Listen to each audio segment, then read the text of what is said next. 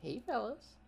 Chicken Little, the dreaded Chicken Little, the infamous beloathed Chicken Little. What did you do to deserve such a reputation, bud? Let's check out some of the most recent review scores on what we know is the most reliable website for professional movie critique, Rotten Tomatoes, and see just what this chicken did to us. One of the worst Disney movies ever, possibly even the worst. It's honestly very hard to watch. It's a meanful and rude story that some character abused Chicken Little. Absolutely horrendous. This is how I would describe this movie. You sign expecting a regular calm job. Nope, you're instead hired for a secret mission to save the world, and you slowly go insane wondering how you got there. What? What are you talking about? Alright, here's one that actually does sum up a lot of people's common complaints with this movie. Mean-spirited, badly animated, unfunny, plot points that make no sense, bad father, bad town, and kids that want Chicken Little dead. And why? Because he thought an acorn was a piece of the sky, and a father that only loves his son when he wins a baseball game. And then, instead of backing his son up, he turns his back on him in a time of need? This movie's pretty bad, so bad it's rotten. Doesn't even compare to Morbius. Okay, but for real, why do people despise this movie? Like, I'm not here to say it's some misunderstood masterpiece or anything, and I've always had a soft spot for it. Alright, but before I get ahead of myself here though, let's just start at the beginning. Now, where to begin? How about Once Upon a Time? How many times have you heard that to begin a story? I got it. Here we go. Here's how to open a movie. No, I don't think so. It sounds familiar, doesn't it?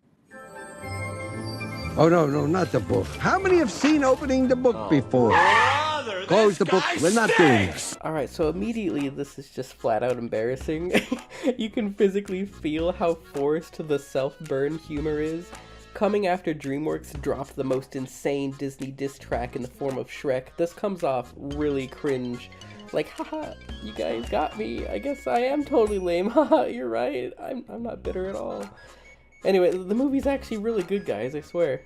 The rest of this first scene has really good energy to it with a lot of quick gags. There's this dog drinking from a dog bowl while sitting at a restaurant table like a human. Absolutely beautiful imagery there. You're literally just watching the town completely destroy itself just because they heard the danger bell ring. Absolute mass hysteria everywhere. I just love this bit with the chain of babies being pulled out of the stroller.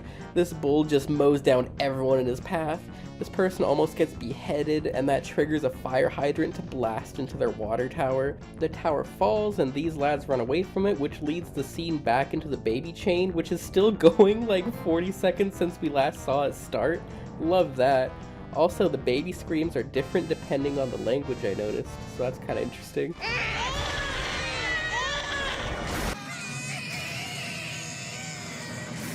The ball crashes into the movie theater and the people sitting in the middle straight up do not survive this. The mayor is shown casually unaware of everything happening around him, which sets up his role in the movie, shown more later. And finally someone asks our tragic hero, "Chicken Little, what's wrong?" To which he explains, "The sky is falling." Immediately, everyone just decides to stop their own self-inflicted anarchy to demand an explanation. I just love the aggressively cartoony portrayal of the entire town, like, as a unit. Like, those bits in SpongeBob where barely anything happened at all, and yet suddenly every single person is running around panicked, fire spreading, people breaking their legs. It's goofy, and it sets the tone of the movie very well, I think. Anyway, the big CL here desperately tries to explain how the sky fell on his head, but he can't find his proof. Nervous and fumbling over his words, an acorn falls from the tree and hits him on the head. Immediately, his father tries to defuse the situation by undermining everything his son is saying and insisting it was just an acorn that hit him on the head, not the sky. No, Dad, no. Quiet, son. This is embarrassing enough already. Now, here we meet seemingly a big point of contention with this movie. Like, you always hear about how mean-spirited it is and how bad of a father Buck Cluck is. Oh man, this Buck Cluck guy doesn't listen to his child. He's more worried about his public image than he is standing up for his son. Yeah? He is so ready to throw Chicken Little under the bus the second things get hard. Yeah? You've identified the conflict. Buck Cluck is the villain. His extremely awkward and flat-out bad relationship with his son is the conflict of this story. Ironically, everyone's sheer hatred of him to me just signals that the movie's admittedly very simple plot did work on a lot of people. You immediately feel for Chicken Little as his dad just refuses to listen to him, and we'll see this dynamic get more and more difficult as the movie goes on. No, Dad, it wasn't an acorn, it was a piece of the sky, really, it was. You gotta believe me. Buck Cluck is just as much of an iconic Disney villain as Jafar and Ursula are. I will die on this hill. Okay, before we move on though, this little bit here makes me laugh like a madman every single time I see it, especially if I haven't seen the movie in a while. How could you mistake a stop sign for an acorn? But it big acorn level fly. What did he say? Big acorn level fly. It was a big acorn? It was an ape throwing coleslaw? Big acorn level fly. There's so many things in this movie, like you can't tell me you aren't like cracking a little, at least a little smirk, something. Like, it's charming, come on, it's funny. I think that's something this movie does really well, and it's the big reason I really like this movie. Because, like, I'm laughing throughout this entire scene where the town's just ganging up on him, not believing a word he says, and his father's making it worse, being like, son, stop talking, please, you know? And, like, I'm laughing the entire time, but at the same time, Chicken Little's, like, having the worst day of his life. He's distressed. He's very upset about this scene, and his animation and voice acting really sells how real this is for him. So, like, it still works on, like, a storytelling level, on, like, what they're trying to portray here. So, you're actually, like I said, you're immediately on his side, despite how funny the scene is. You buy how tragic this is for him specifically, you know? I don't know, I think it works. Anyway, next scene, Chicken Big is driving Chicken Little to his school bus stop. I love all the little details going around them as they drive. There's like a lot of little jokes and visual gags happening at the same time, which is something this movie does a lot. Like, Buck's just talking to his son about all the merch the town's made of him. Seeing a billboard for an upcoming Crazy Little Chicken movie, he recalls all the other embarrassing things to have come out. The whole time, Chicken Little's just back there trying and failing to get a single word in. Billboards. Dad, You saw the billboards? Yeah, I saw them. Like, no one single thing is hilarious or anything, but it all combines to be at the very least well-paced and entertaining. We're getting the exposition of everything that's happened in the last year due to the incident, with great voice performances that both sell the emotion and comedy really well at the same time, mixed in with the casual drive through town that adds some world building and entertainment value on top of that already great car scene. And they really double down on that cartoonish energy seen in the intro, showing this world's absurdity even outside of the high energy situations.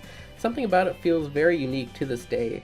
Like, yeah, I can appreciate the efforts some more popular, genuinely really good movies go to make like a more realistic functioning society, like in Zootopia or whatever, but there's room for movies with more of a television cartoon nature to them, I think. It's not something you often get to see in such a big budget like major movie, you know? Like, even the animation style gives off that kind of exaggerated squash and stretch look you really don't get to see out of Disney anymore, like ever. This movie never really gets the chance to be tiring because it's like really short. Without the credits and intro logos, it's barely over 70 minutes, and it uses its time pretty well, I think. Here we are 5 minutes into the movie and the conflict, tone, and main two characters are already very well established, as well as that intro just being memorable in general. Anyway, Chicken Little is actually given a second to speak, and he's trying to say he has a plan to maybe fix his reputation a little bit, but his dad just immediately shuts him down, like right away. Because I've got a plan. Yeah, about that. It would be better for you just to lay low, don't call attention to yourself, right? Yes, but See, how about- it's like a game. The goal is never to be found, ever. Great. Now we've got a plan, right? And that's the point. Buck being a bad father is the point. If he upsets you, the movie has succeeded in its goal. And the voice acting on Chicken Little does a great job portraying how dejected and alone he feels. Yeah. Okay. Really, I just like the voice acting in general in this movie. Hey fellas, I'm interrupting the video for a sec to introduce my new PNG. I just learned how to do it because I need some footage other than looping Chicken Little footage to show you. Like, these scenes go by so fast, as I said earlier in the text if you read it. So I learned how to do this. It's pretty easy actually. I'll probably draw a new one for every video. It's kind of fun. Maybe a better one in the future. But anyway, yeah, his name's Wobbles. Hope you like him. He may or may not show up again in this video. He probably will. But I turned myself into a PNG, Morty. Ah! And to try to combat this notion a lot of people have about this movie that it's mean-spirited, I don't know, it just reminds me of that episode of SpongeBob, the squirrel jokes one, where Sandy's just being made fun of in public because of all the jokes SpongeBob's been saying about squirrels, you know? Like, you can still easily be on Sandy's side and still find the jokes funny. Like, there's still a joke there. Like, it's not like just because a character's being bullied means you can't find the joke that they're telling in that scenario funny. And there's of course a balance to that. Like, there's episodes of SpongeBob, like a lot of episodes, where people hate it just because the joke is bullying Squidward and there was no joke other than, haha, Squidward is being tortured and psychologically tormented and his life is ruined and it's not funny, you know? Like, there is a way to make a character being in misery funny, right? But they have to be very careful about the tone, and Chicken Little is a very light-hearted movie. Like, I can't genuinely call this movie mean-spirited. It's very light-hearted. Like, he's not going to school and seeing, like, I hope you die, go get hit by a bus written on his locker, and then the bullies surround him and then break his kneecaps and then throw him in a dumpster. Like, it's not that kind of movie at all. Don't stand too close to a squirrel, Billy. You'll catch it stupid. Okay, Ma. Look, Mama, there's the crazy chicken. Yes, it is crazy little chicken. You're so smart. We don't make eye contact. Bye-bye. Anyway, we get to see Chicken Little running to school. This section's got some really engaging level design, weaving around pedestrians, rolling between strollers, sliding under trash cans. It's honestly a lot more intricately designed than you usually get out of Sonic Forces. It's also got one of the best songs ever composed for a Disney movie playing over it. The lyrics are very on the nose, but I love it. Great song. I wonder if I could get away with playing it without being copyright struck if I just completely demolish it in editing. So, if there's some weird music playing in the background, that's why. But yeah, this scene shows CL's ingenuity and his capability of being a mainstream action hero, setting up his ability to think on the fly and pull off acrobatics, so it's not completely out of nowhere when he's doing it in more tense situations later in the movie. At school now, they're taking attendance here, and again, this is one of those scenes where people point at it and go, "Aw man, see how there's conflict? This world is so mean to our main characters. I hate this movie now." You know how, like, Chicken Little's dad is supposed to be bad and you're not supposed to be on his side? It's the same here in that you're not supposed to join in the kids making fun of them. It's not, oh, he's fat, ha ha ha ha ha ha, and that's the source of, like, every joke with this character. They aren't constantly making, lol, look how ugly she is jokes. But that said, this first scene does push those two aspects a little bit. Like, these characters are the butt of the joke here, and it's not really funny, but these jokes are a very small percentage of the actual characters that we're following. But the rest of the scene does have its good moments too. Like, there's this goose that just every time she speaks instead of saying English words. Love that for her. Porcupine is trying to force a meme a bit too hard, but apparently he's also voiced by the director as a little cameo, so that makes his inclusion more fun to me. I love how this scene ends with them translating every word into sheep while Chickadoodle's friends wonder where he is. He. She. They. We. Also, I love that they just straight up copy paste this animation 4 times in a row during this scene. Loser! Ugly duckling! Ugly duckling! Dirty again! And while editing, I noticed that the teacher just pops into frame during this bit right here. They just don't make them like this anymore, I'll tell you what. This dodgeball scene is another bit that's basically just the characters talking, showing their relationship and progressing the plot, but doing it during a game of dodgeball to keep the pace up. And you really understand why these characters are friends, literally paired together against the rest of the school who treats them with no respect. They support each other. From the way people talk about this movie, you'd think it's just non-stop jokes at the main character's expense. Like, I get it, like, if every joke was about how fat or ugly or tiny or how foreign they were, the mean-spirited critique would make sense to me, but just the mere fact that the movie follows the unpopular crowd who's bullied by everyone else doesn't inherently make for a bad movie. But anyway, Abby's trying to be real with our boy. She's trying to get him to see the core of the issue, because the whole time he's here saying if he comes up with some great big plan where he can prove to everyone he's actually a super cool dude, his father will finally stop being embarrassed to be seen with him. But Abby's like, okay, let me be real with you and genuinely try to help you with your problem, because as the movie will get into, trying to prove yourself isn't the road to happiness. The real solution is for the chicken to talk it out with his father. She knows even if Stuart Little wins the town over and his dad stops being weird around him again, there was never any closure between them about the original incident, and that will always be there if they keep ignoring that. Chicken Wing says talking's a waste of time, convinced he needs to earn his father's approval through some sort of grand event. And I just think it's kind of cool how much the movie shows that the entire town is clowning on this guy so much, yet what really bothers him is his relationship with his father. He's not really that fazed by his wider reputation, he's numb to it at this point, but he's convinced unless he fixes his infamy, his father will never stop being embarrassed by him. I heard about the movie. Tough break. That's the least of my problem. This morning, my dad told me I should basically just disappear. And if you ask me, this isn't a bad setup at all. Like, I don't know, shortly after they make a King Kong reference, so I guess that nullifies the effective villain, likable main protagonist, and well-paced, decent storytelling or something. I don't know, I think people tend to focus on a few pop culture references and that's it. But this movie's constantly throwing stuff out there. They're such a small part of the overall film. The delivery of this line makes me laugh every single time. 'Twas beauty that killed the beast. Men. Anyway, Abby gets smacked with a dodgeball even though they were on timeout, so CL tries to stand up for her because he's a good friend. Prepare to hurt, and I don't mean emotionally like I do. This gets him picked up and thrown at the wall like one of those funny rubber chickens. He falls on the fire switch and ends up getting in trouble with the principal. He tries to explain to his dad that it wasn't his fault, and his dad isn't like mad at him exactly, but he's still just shutting him down.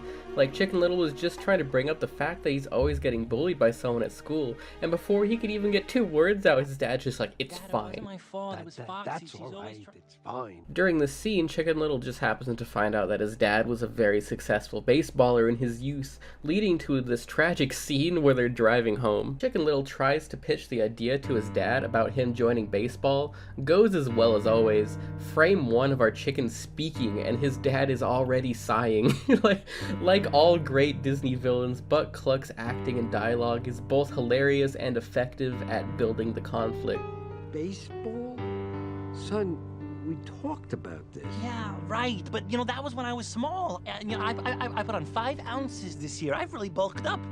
Really, son, baseball? Are you Oh, sure? yeah. I mean, hey, why not, right? Yeah, why not? But why?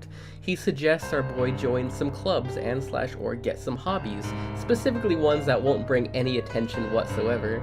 But as Lil Chicken insists on baseball, it becomes harder and harder to keep the conversation going. You honestly do not get this kind of raw, awkward tension from even way better Disney movies. The poor kid's just completely left to rot in this back seat. Yeah, but Dad, I think I can.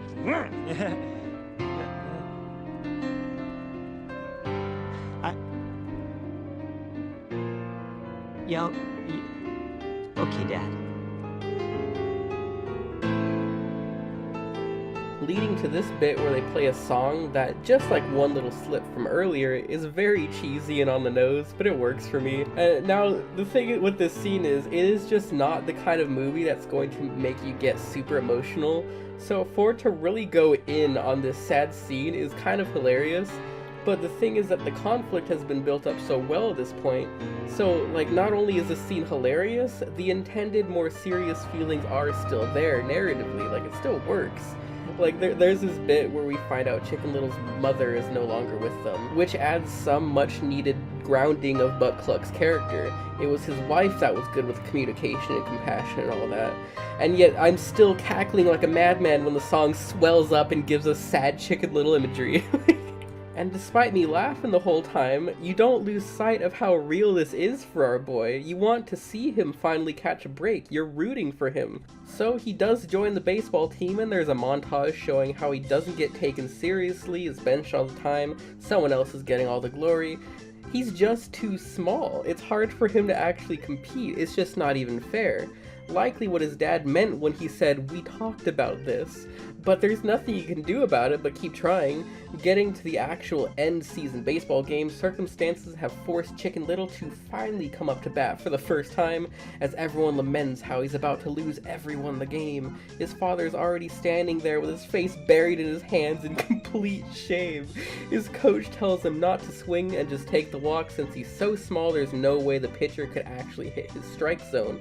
Chicken Little, given an easy out, simply has to stand there and let someone else win the game. But that's not good enough. He wants to do something big, something risky. I often hear complaints that the baseball scene is pointless because this isn't a baseball movie, and baseball almost never gets brought up again after this. I feel a little goofy sitting here explaining the plot of Chicken Little like people didn't get it, like it's so complex, as though I found some profound message that went over everyone's heads. But the common complaints to me really fail to express why what's being mentioned is a problem in any way. Like, yeah, if the baseball arc did have zero plot relevance and was just there to pad out a movie that was already struggling to even hit an hour without it, I'd get it. But again, this movie's entirely about Chicken Little being under the false impression that he needs to do something grand to overwrite the elephant in the room with his father. Then he plans to pretend the original incident never happened. CL's sudden interest in baseball is literally a desperate attempt to connect with his father through a common interest, despite it clearly being a poor fit for him.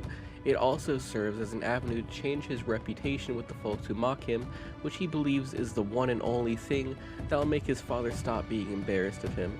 The baseball scene is relevant in that Chicken Little finds it so difficult to talk to his father about what happened that he's willing to put everything on the line in a grand, risky show that doesn't actually have any bearing in solving the true problem. It's a distraction. As a relationship gets messy, you have to talk about it. Otherwise, that problem starts cropping up more and more micro problems, awkward social barriers, little emotional landmines, each warranting their own conversation lest they lay more bombs of their own. He swings. Strike. Immediately, he's getting yelled at for ignoring his coach's command of don't swing. He swings again. Strike 2. The humiliation of getting struck out will cement his horrible relationship with his father, but he hits us with some premium ASMR. Today is a new day. And smacks a home run. Wacky antics ensue. He wins, yada blah blah blah. His father, for once, proudly exclaims, Yes, we won, that's my boy out there, that's my boy. finally not distancing himself from his own son. Chicken Little's plan had worked. Back at home, he's having a great time. He's being a bit obnoxious with his newfound happiness, but we just spent the last 20 minutes watching this kid at rock bottom, so it's nice. I am the champion. I am the champion of the world. He's having positive interactions with his dad finally. For a moment, he thinks of what Abby told him and tries to mention the original incident at the start of the movie to get closure about it, but his dad gets weird and laughs it off pretty much, you know. Still, things seem up, so what's the problem? Well, suddenly Chicken Little gets taken out by an assassin. While he's in a coma, he helps Sora save China with Mulan, returning him back to his world. Immediately he's panicking because he doesn't want to have to tell his dad he's a Kingdom Hearts fan and ruin everything he just achieved. When his dad checks on him, he insists nothing's wrong because he knows he can lose his dad's approval on a dime if there was ever any other negative incident. He calls in his friends to ask for help. Cut to them both singing If You Want to Be My Lover. Excellent cover of the song, 1, and 2, it's nice to see these dorks hanging out on their own for a moment before the plot moves on, because it's been a while since they all interacted aside from the training montage. I know it's one of the things people criticize, the use of pop songs, but I don't know, I've just never felt strongly against it. Some movies do it pretty cringe, like, for sure, but I don't think the mere existence of the pop music is inherently a problem. Just a couple of dorks in the mid-2000s doing karaoke to have fun, I just honestly don't have any negative reaction to it one bit. Tell you what I want, what I really, really want. So Run, tell me what quiet, you want, what I'm you on the really, really want. I really want to sing a sing. Anyway, Abby immediately knows Chicken Little hasn't dealt with a real problem like she told him to, but Chicken Little is still afraid to bring up the original incident even if it's currently relevant. Because, by the way, the sky fell on him again. The sky was the assassin from earlier, in case you didn't know. He just wanted to get rid of the sky piece and pretend it never happened. Unfortunately, Fish accidentally gets himself abducted. Abby tries to get Chicken Boy to tell his dad what happened, but he's so scared of the past year and a half of his dad putting him down that he can't even bring himself to ask for help when his friend is in danger. They chase after Fish. Side note, Runt jumping up on the tiny sidewalk ledge imprinted itself into my brain permanently. I still sometimes do like a full jump onto or off of tiny ledges because of this movie. So that's something that this movie did to me permanently on a psychological level. The alien imagery is so cool. Honestly, like the music that plays when they first come out is hot stuff. Love their designs.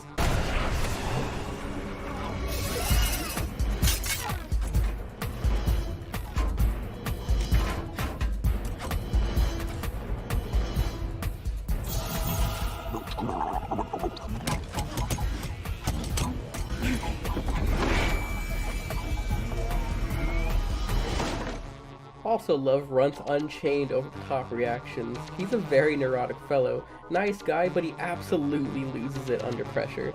Fish! Fish! Fish! Fish! Where are you, fish? Breathe. Slowly. Slowly. Okay. Now. They find Fish, Runt discovers a map showing that Earth is the next planet to be destroyed. They all try and run away. Chase scenes in most animated movies are pretty tensionless, like you know nobody's gonna actually be caught. So it's nice that this one's pretty brief with some cool imagery with them shredding through the crops that are way bigger than everyone else. But what's really important about this scene is, one, the orange fella escapes the ship, we saw him earlier, and what's most important is that the real conflict of Chicken Little needing to ask for help. He's going to have to ring the bell again, but first he needs a soda to propel himself to the top of the building. Not accepting Runt's dollar, the vending machine gets murdered.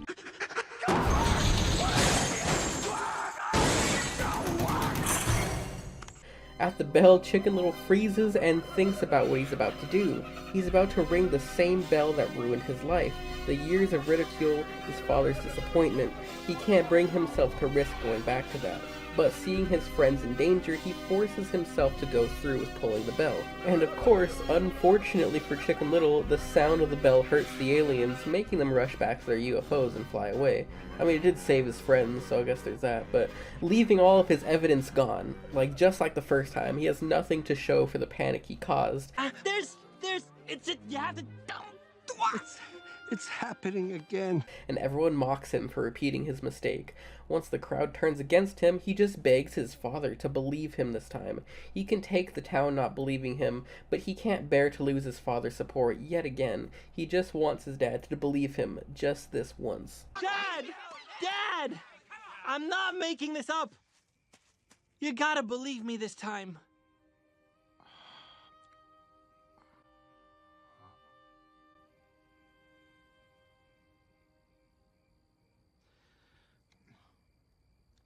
No, son.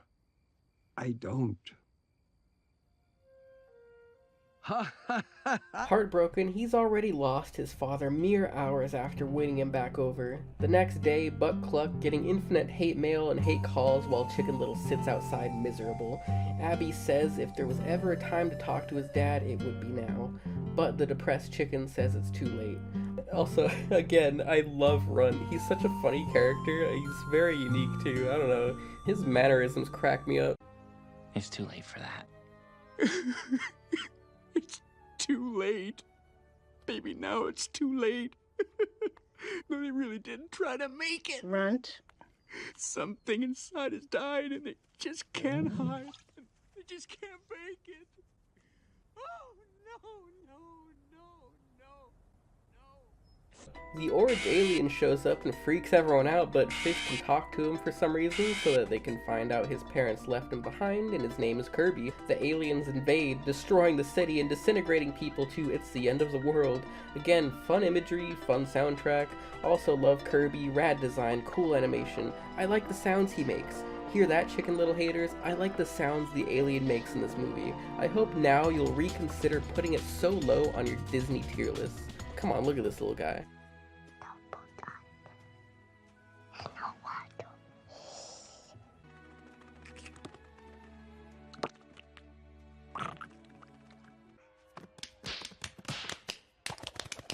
Chicken Little! Buck rushes over like, get in the car, son, world's ending! Chicken Little's like, no, Dad, they're here for their kid. I can stop this. We just have to return their kid.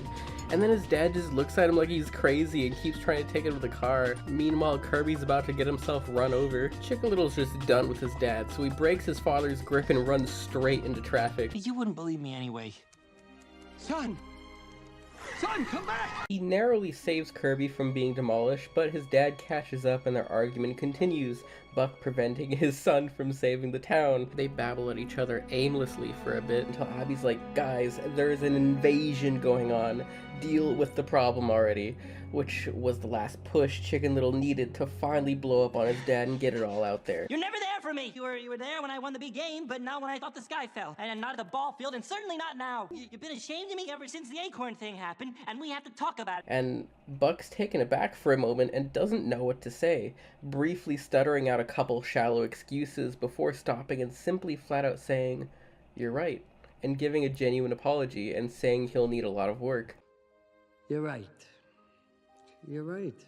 But you need to know that I love you, no matter what. And I'm sorry if I ever made you feel like that was something you had to earn.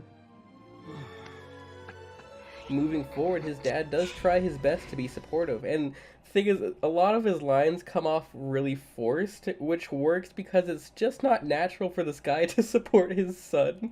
All we have to do is take the kid down the street to the giant metal alien. Okay, what now, son? Who, by the way, I support 100%? Plan B? Of course, Plan B! What is Plan B? It's not just a total 180, okay, he's the best father in the world now, but he's making an effort because despite everything, he does care about his son. And I think it works for such a short movie with a short, sudden resolution in that way. He's got this, I'm suffering and would really rather not do this right now, but I'm going to stay and force myself to do better kind of demeanor, you know? And then some fun action scenes later, they reach the top of the clock tower to try and give Kirby back to his parents, but Buck can't follow him out of the door and insists they try something else. It's too dangerous, he says, as Chicken Little's begging him to believe he could do it. They start squabbling like before and arguing, and just like Buck's trying to draw a line like, no, you can't do this, son. You're just not going to be able to do this. Like Chicken Little's just like, no, I can do this. Trust me, please, trust me, you know. And this is kind of like the big like emotional payoff where like his dad finally is like, I do, son. and something about that "I do, son" is so off. Something about the delivery, the line itself, even the animation feels super awkward. But that's the best Chicken Little's ever gotten from his father, so he'll take it and move on. Stop the invasion! Your kid's okay! Chicken Little shouts at Kirby's parents. Seeing the other aliens start surrounding the tower, Buck goes sicko mode.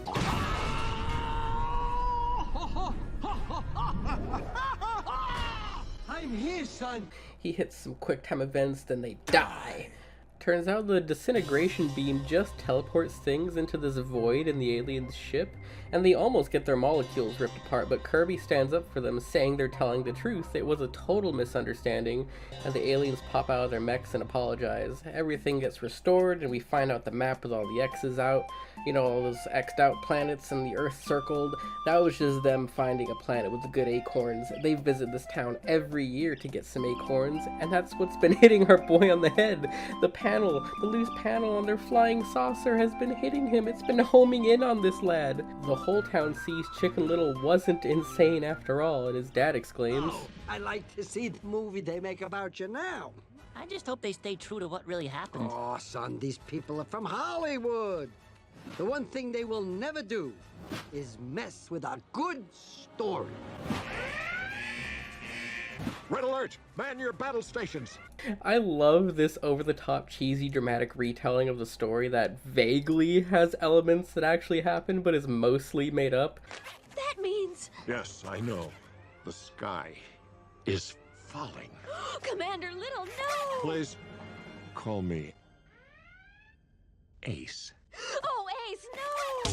With Chicken Little and all of his friends having generic action movie protagonist glow-ups, with Chicken Little himself being voiced by Adam West and everything. It's just amazing. Like, the whole thing is genuinely really funny and a nice happy ending.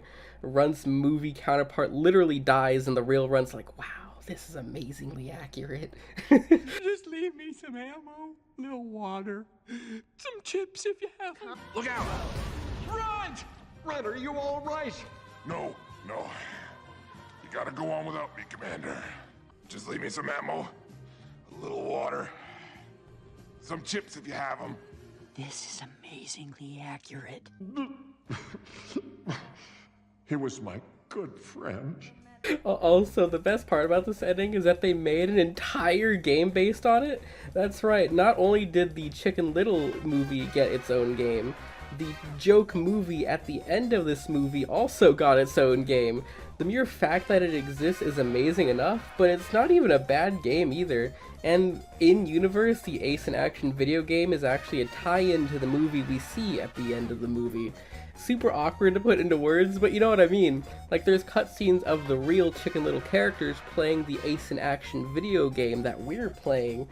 So, I don't know about you guys, but I think that's amazing. It's the prequel to the game, loosely based on the movie, which was even more loosely based on our lives.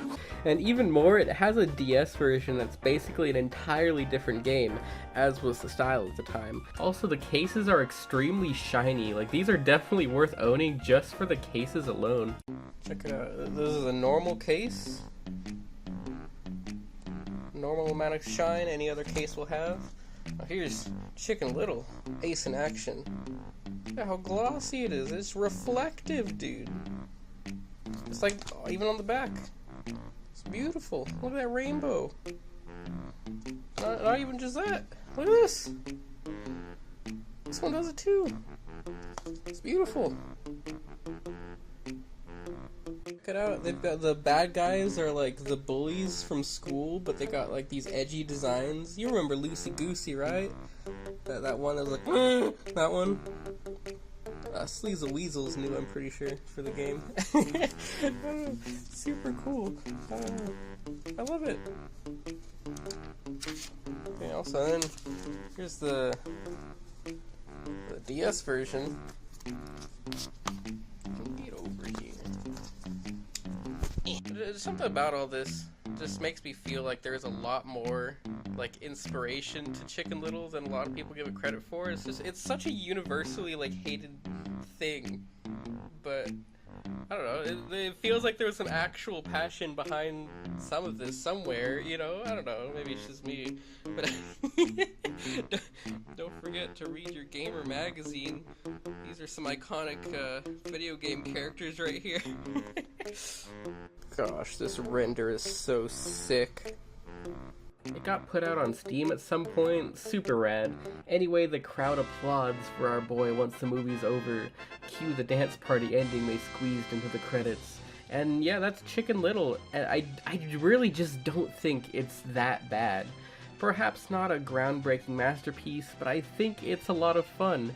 I think the movie got caught in the crossfire of Disney's reputation during this era.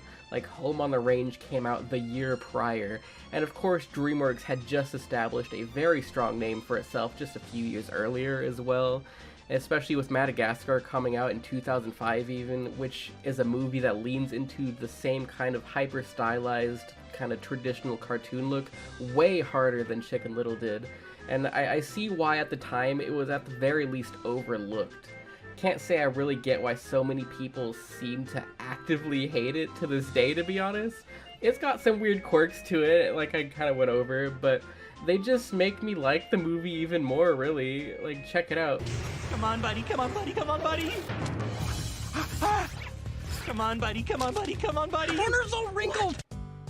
Dog, they copy-pasted the sound clip twice. That's awesome. Plus, something I didn't know until I started making this video, this movie was directed by Mark Dindal, which is the same guy who directed Cats Don't Dance and The Emperor's New Groove before this. Which blew my mind personally, but it makes so much sense to me. Like, both those movies lean really heavily into the classic cartoon comedic tone, and you can absolutely see that influence in Chicken Little. It's such a shame to me that after this movie he hasn't directed anything.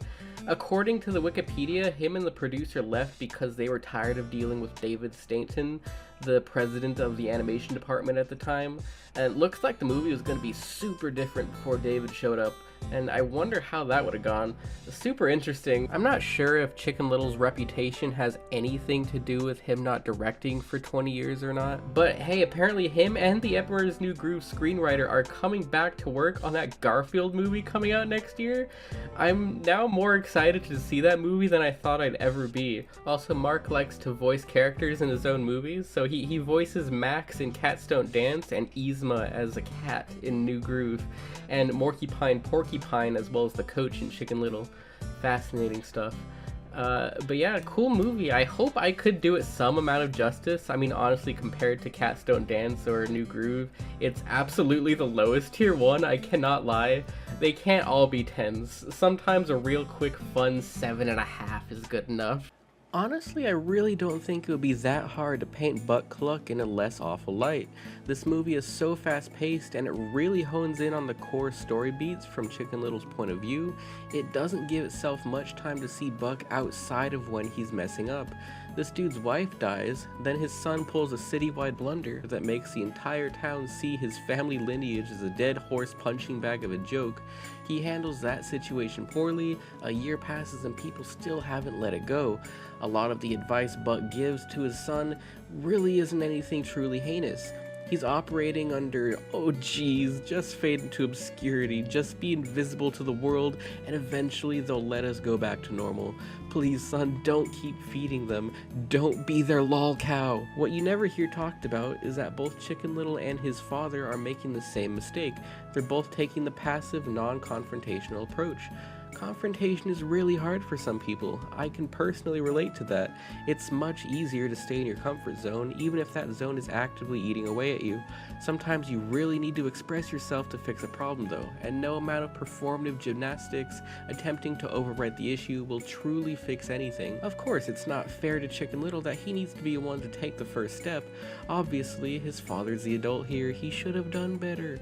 But like, why is it a problem that makes the movie so universally hated to the point every single person that will ever bring it up will mention father bad as a major complaint? The movie's about father and son learning to connect on a real level instead of being emotionally cut off from each other. And why does the existence of school bullies and mean teachers paint the movie with an unbreakable barrier of mean-spirited, despite the movie being goofy as heck at all times? How did y'all survive watching Fairly Odd Parents, a show about the entire universe, aside from a tiny friend group, being so comically evil to a kid they need to be assigned godlike beings to help them get through the trauma of a bad childhood? Why do I never hear these complaints from people talking about stuff like Paranorman? The dad in that movie is much more outwardly hostile towards his son, and he's got a sister who treats him like he's worthless trash, and then he just goes to school and gets bullied from everyone but a single friend. Obviously, these are all different pieces of media with different goals. I'm not trying to get caught up in the weeds of comparison. I'm not here to say, haha, checkmate, there's a fella I made up in my head that likes other media despite hating Chicken Little. Invalid. I'm just saying I really feel like this movie in particular has gotten the short end of the stick when it comes to being given a fair shot.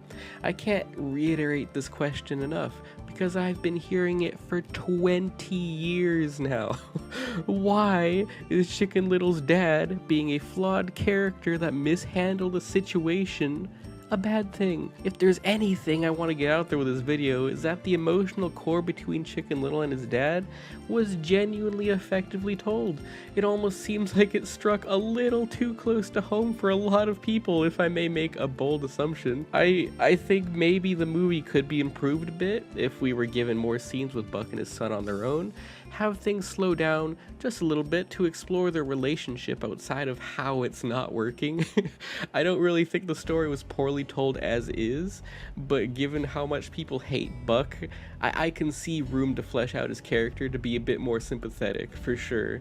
Still, I think it's perfectly functional as is, considering the whole movie's from Chicken Little's point of view, and we're just seeing his journey into finally opening up and having an honest talk with his dad. We're all still talking about it this long later, despite how rare it is to see any deep dive earnest analysis of what the film's going for. The movie clearly did something right. It's still in our brains, which is honestly kind of emblematic of this movie's entire moral. Society's been so emotionally constipated about Chicken Little, a cheesy little cartoon bird, for so long that many prefer to just forget about it. Maybe throw a quick, easy, predictable jab its way now and then. Who wants to go up for bat for this failed movie that was the start of Disney being so self-conscious that it began affecting the artistic vision of their projects? After 2 decades of them going down that route and eventually finding major success in the mundane, Chicken Little's feeling like more and more of an all-time Disney classic to me as time passes. Can we go back to when stuff like Chicken Little were considered an all-time low? Man, if this could be the bare minimum of quality again, we'd be eating good. You know I'm right about that. We didn't know just how good we had it in the 2000s, dude. I swear Spider-Man 3 and Hulk 2003 being so universally panned at the time put us down a cursed route. Living in an era where Disney's putting out some artistically incoherent slop like Wish and Moana 2, surely some of you out there can look back on the 2000s as having something still worth enjoying, maybe something you didn't realize was there at the time. This era is so underrepresented in general, I think it's a shame many consider it just a flop fest. Meet the Robinsons especially absolutely needs more respect on its name, in the same way Megamind found a second life in the modern era as everyone went back to give that movie a second chance. I'd love to see the same rediscovery and appreciation be given to Disney's Chicken Little era. Maybe minus the direct-to-Peacock shovelware sequel bit, but like include my boy in a kart racer or something, man. Keep him around. I saw a Chicken Little themed backpack at box lunch the other day and was unreasonably happy about it. I just think it's a shame when companies bury their less popular entries like they're embarrassed about them. Also, my goodness, was that Garfield movie terrible?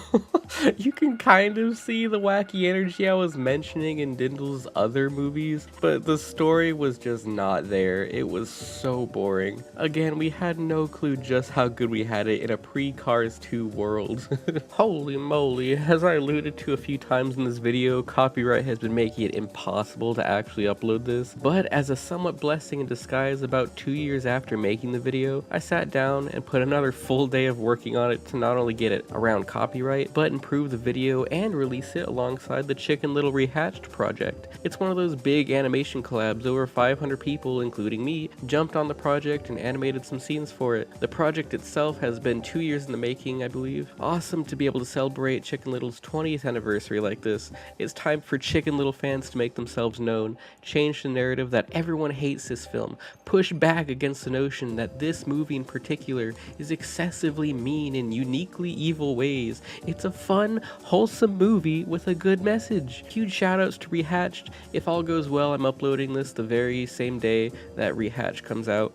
The team that managed that did a great job getting it all done, and the community really stepped up to finish it in time for the 20th anniversary release.